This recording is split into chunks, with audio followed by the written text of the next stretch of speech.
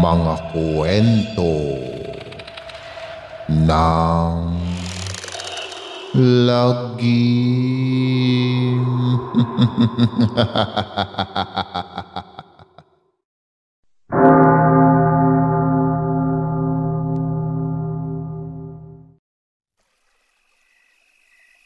Kamusta na mga giliw naming tagapakinig?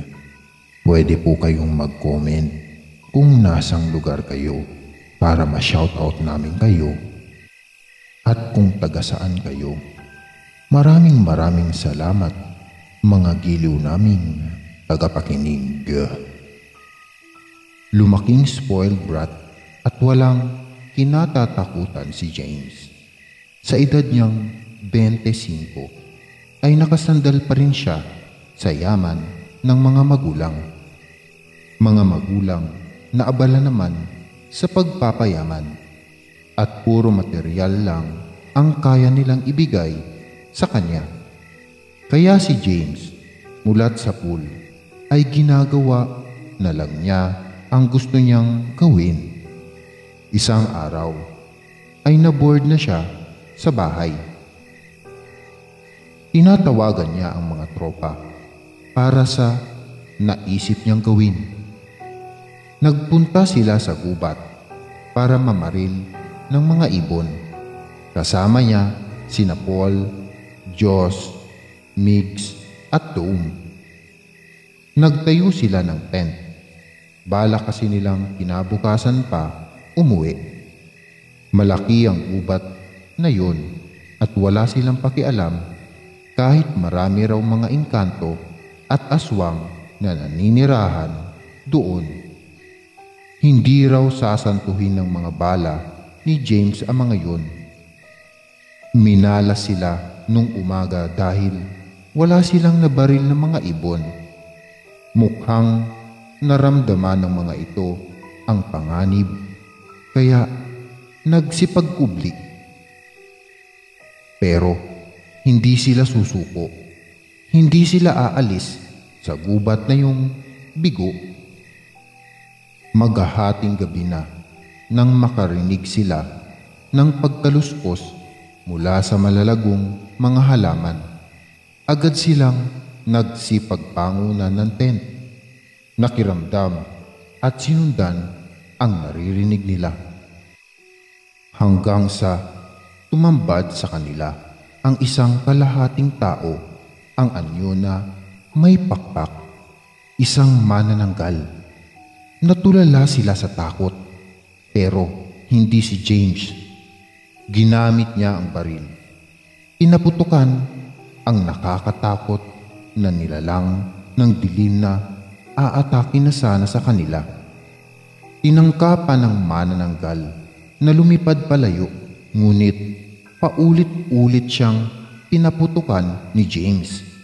Kaya para siyang eroplanong paggewang-gewang sa ere hanggang sa tuluyang bumagsak sa lupa. Patakbo nilang nilapitan ang tinabagsakan ng manananggal. Nanlalaki ang mga mata nila sa nakikita. Hindi sila makapaniwala na napuruhan iyon ni James. Saglit lang ang pagkatulala nila, napalitan agad ng tuwa. Nag-apiran, nagtawanan, at nagtalunan sa sobrang saya ang magkaibigan. Iginapos nila sa puno ang manananggal. Wala ang kalahating katawan nito. Kahit anong tanong nila ay hindi na ito sumasagot. Nakalungay-ngay na lang ng dahil sa dami ng tinamong bala. Sige ang tulo ng dugo mula sa hating katawan. Sige rin ang tawanan ng magkakaibigan. Nagsimula silang mag-inuman. Nang may espiritu na silang mag-inuman, nang may espiritu na ng alak, ang pukote ay naisip pa nilang paglaruan ng manananggal. Sinulatan nila ng pentel pen ang buong katawan nito ng kung ano-ano. Tapos sa kanila hiniwaan ang mukha gamit na manang backknife. Ginawa rin nilang dartboard ang katawan gamit ang kani-kanilang balisong. Pati sa noo ay tinamaan. Nang magsawa, nilapitan ni James ang manananggal at saka tinanong kung gusto ba nitong uminom. Naghihingalo na ang manananggal kaya hindi na makasagot. Na bad trip si James sa hindi nito pagsagot kaya ang alak ay ibinuhos niya sa mukha nito at saka umalingaw-ngaw sa gubat ang tawanan ng mga tropa niya. Nang bigla silang makarinig ng malalakas na alulong ng aso. Hindi lang isa, kundi marami. Sabay-sabay. Nawala ang lasing ng magkakaibigan. Natakot din sila. Kaya't nagpasya silang lisanin na ang lugar. Iniwan nilang wala ng buhay ang manananggal. Maya-maya pa, isang matandang babae ang lumapit dito. Nanginginig ang mga kamay na hinaplos ang nakalungay-ngay na mukha ng kanyang anak. Siya si Nana Suling, ang ina ng manananggal, na si Magnus. Nadurog ang pusong ina niya sa nakitang sinapit ng anak. Pinakawalan niya ito mula sa pagkakagapos. Pinasan pa uwi sa kanila habang sige ang patak ng kanyang luha.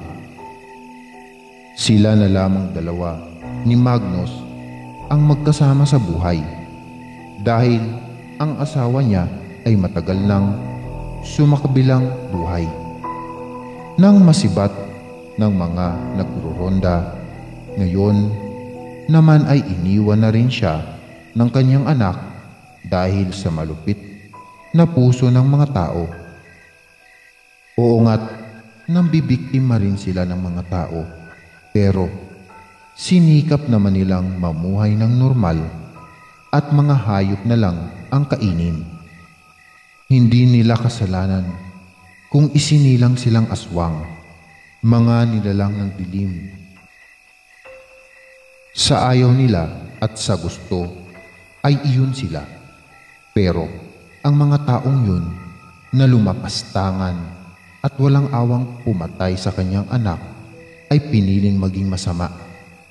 Kaya hindi niya sila mapapatawad. Umiyak ng magkasamang inilibing ni Nana Suling ang magkahiwalay na katawan ng anak. Nang matabunan na niya ito ng lupa, ay tumingala siya sa buwan at saka sumumpa ng paghihiganti. Tinugunan iyon ng langit ng dumadagundong na kulog at matatalim na kidlat. Maya-maya'y bumuhos ang nanggagalit na lakas ng ulan. Kumuyom ang mga palad ni Nana Suling sa maputik na lupa. Nangako sa anak na makakamit nito ang hustisya. Nagimbal si James sa balitang bumulaga sa kanya isang umaga. Lahat ng mga katropa niya ay natagpuang wala ng buhay. Lahat ay pawang nakagapos, wakwakang dibdib at may mga kagat sa leeg. Hinihinalang aswang ang may gawa. Ang ipinagtataka lang ng mga kaanak kung aswang ang may gawa ay bakit kailangang nakagapos. Naalala ni James ang ginawa nila sa manananggal na iginapos nila. Pero kung kalahiman nito ang gumaganti sa mga kaibigan niya, bakit siya ay natira? Napaisip siya kung ano ang planong paggaganti sa kanya. Sa takot ay agad nagpabook ng flight si James. Gusto niyang tumakas. Gabi, habang sakay siya ng kotse patungo sa airport, palabas pa lang siya ng probinsya, ay humarang na sa daraanan niya si Nana Suling. Sinigawan pa niya ito na umalis sa daraanan niya, pero hindi natinag ang matanda. Kukunin na sana niya ang baril, ngunit gayon na lang ang pagkasindak niya ng pag-angat niya ng mukha ay napapalibutan na siya ng napakaraming manananggal. Inuuga ang kotse niya hanggang sa mabasag ang bintana at makuha siya ng mga ito. Nahimatay na lang sa takot si James. Nagmulat ng mata si James na nasa harap siya ng isang kubo, nakagapos sa puno. Galit na galit siya. Pinagmumura ang matandang babae na nakaupo sa isang tumba-tumba sa balkonahe ng kubo.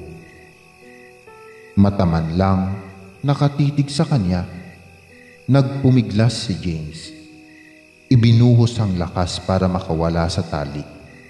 Nagawa naman niya.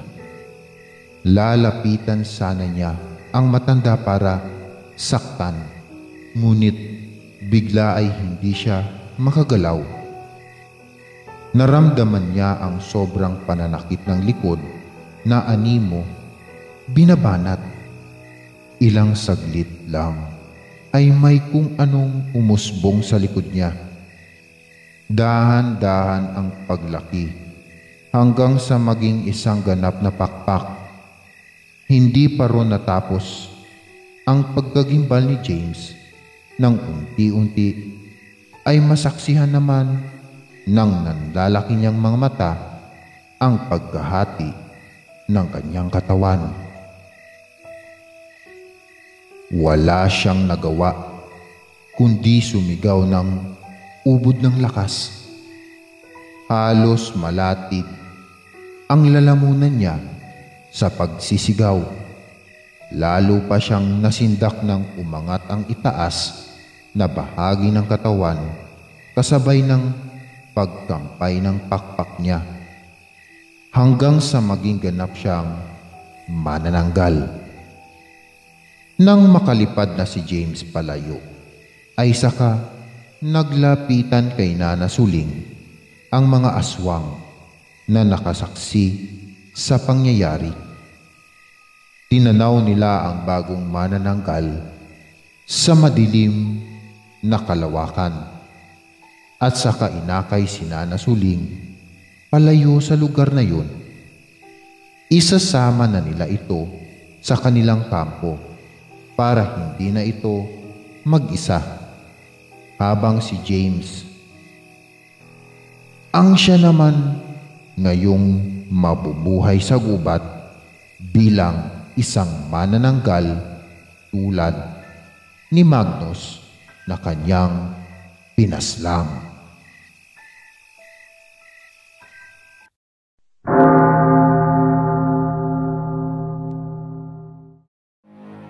Maraming salamat mga giliw naming tagapakinig.